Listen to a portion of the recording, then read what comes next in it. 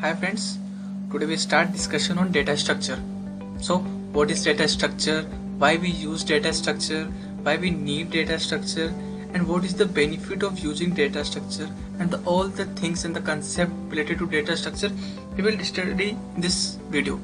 So first of all, what is data structure? Data structure दो word से मिलकर बना हुआ है, पहला है डेटा और दूसरा है स्ट्रक्चर. तो डेटा क्या होता है? Anything to give information is called data.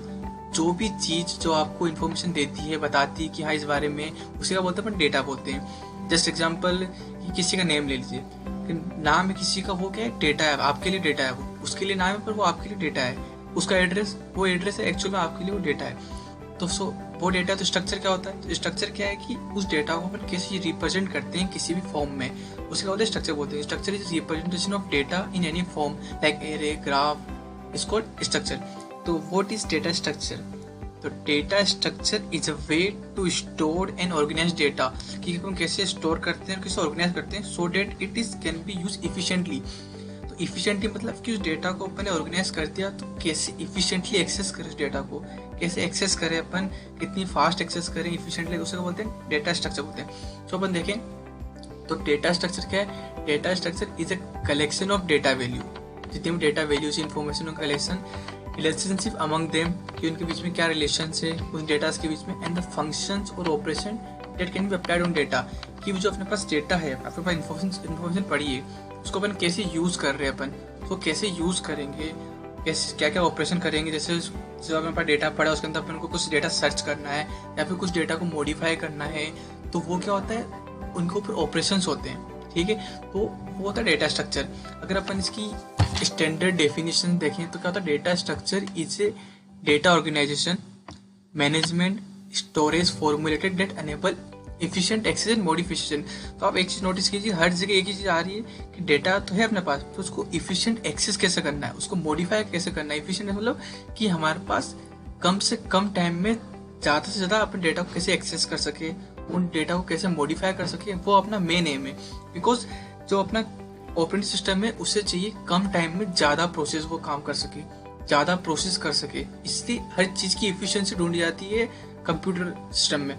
तो उसे कहते हैं कि कैसे डेटा को हाईली जल्दी एफिशिएंटली एक्सेस करें. तो ये हो गया अपने लिए डेटा स्ट्रक्चर.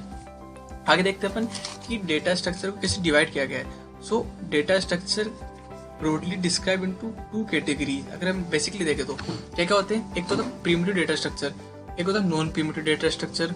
अभी देखते हैं अपन आगे क्या होता है प्रिमिटिव डेटा स्ट्रक्चर. उससे पहले अपन क्लासिफिकेशन देख लेते हैं कि नॉन प्रिमिटिव को मैं ये बता देता हूँ आपको कि प्रिमिटिव डेटा स्ट्रक्चर वो होते हैं जैसे इंट, अपने इंटीजर, फ्लोट, कैरेक्टर, जो डायरेक्टली मशीन लेवल लैंग्वेज से वर्क करे, टॉक करें, उन्हें प्रिमिटिव डेटा स्ट्रक्चर बोलते हैं. और नॉन प्रिमिटिव डेटा स्ट्रक्चर वो होते हैं जो डायरेक्टली प्रोग्रामिंग लैंग्वेज डिफाइन नहीं होते. वो प्रोग्रामर क्रिएट करते हैं खुद की इफिशिएंसी, कोड की इफिशिएंसी को इंक्रीज करने के लिए, खुद की हेल्प के लिए, जो कोड उनका इफिशिएंट हो. वापस वही बात, efficient, because efficiency is the most important thing in this era. Because हर चीज इफिशिएंट होती है, इफिशिएंट ढूंढी जाती है.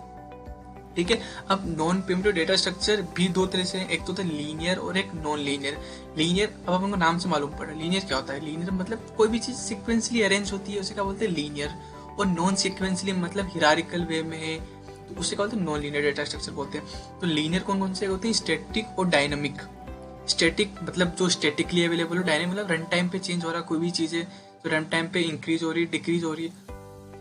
अगर मेमोरीज के रिलेटेड अपन बात करें तो रन टाइम पे कोई चीज़ें चेंज होती है, उसे बोलते हैं अपन डायनामिकली, कुछ भी चीज़ चेंज होना रैंडमली कभी भी. स्टैटिक मतलब अगर अपन फिजिक्स के उसमें देखें, स्टैटिक मतलब एक स्टैंडर्ड पोजीशन में रहना, कि अगर मूवमेंट मतलब रेस्ट में है तो रेस्ट में रहेगा, तो वही चीज़ यहाँ पे. सो स्टैटिक क्या होता है? एरे. और डायनामिक डेटा कौन कौन से होते हैं? Linked list, stack and Q. और नॉन लीनियर डेटा स्ट्रक्चर कौन कौन से होते हैं? Tree and graph.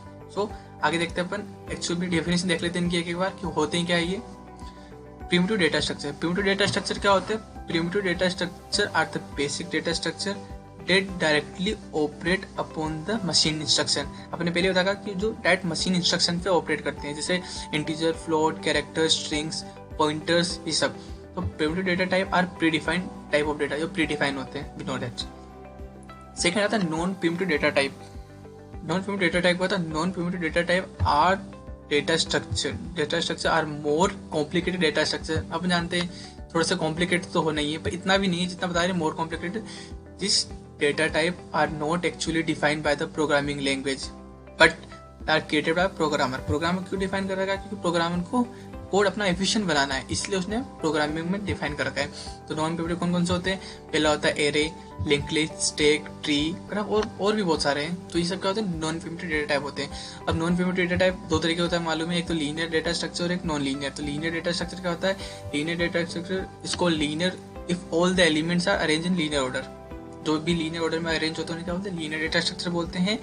And linear data structure the element are stored in non-hierarchical way, non-hierarchical way, where each element has the successor and predecessor except first and last element. It's mean successor मतलब किसी भी data है, अपने पास data पड़ा होगा, उसके पहले या फिर उसके बाद में कोई ना कोई वैल्यू प्रेजेंट होती है except first and last element. Because अपन जानते हैं कि लास्ट एलिमेंट के बाद कोई और एलिमेंट नहीं होता और फर्स्ट एलिमेंट से पहले कोई वो नहीं होता, कोई एलिमेंट नहीं होता, इसलिए फर्स्ट और लास्ट एलिमेंट के सक्सेसर और प्रीडिसेसर नहीं होते हैं। बाकी सबके हर एलिमेंट के सक्सेसर और प्रीडिसेसर होते हैं। ठीक है, example array, linked list, stack. और नॉन लीनियर डेटा स्ट्रक्चर क्या होते हैं? This data structure does not form A sequence. इसमें कोई सीक्वेंस नहीं होती है। ईच आइटम और एलिमेंट इज कनेक्टेड विद 2 और मोर आइटम्स इन नॉन लीनियर। मतलब कि जो एलिमेंट्स होते हैं वो ट्री की फॉर्म में होते हैं, कि वो उसमें कोई सक्सेसर और प्रीडिसेसर नहीं होता है उन एलिमेंट्स के। हियरार्किकल वे में होते हैं कि उनके आगे पीछे तो आइटम नहीं होते पर ऊपर नीचे होते हैं। ठीक है, तो 2 और मोर आइटम इन मतलब 2 या 2 से अधिक। जैसे अपन लीनियर देखें तो उसमें अपन मालूम है कि एक एलिमेंट आगे कनेक्ट होगा और एक एलिमेंट पीछे कनेक्ट होगा। पर नॉन लीनियर में क्या होता है कि 2 या 2 से ज्यादा भी डेटा कनेक्ट हो सकते हैं, ऊपर भी कनेक्ट हो सकता है, उसके नीचे भी कनेक्ट होता है।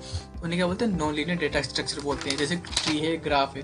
So now next question, why we need data structure or what is the benefit of using data structure? So this thing we discuss in next video. Thank you.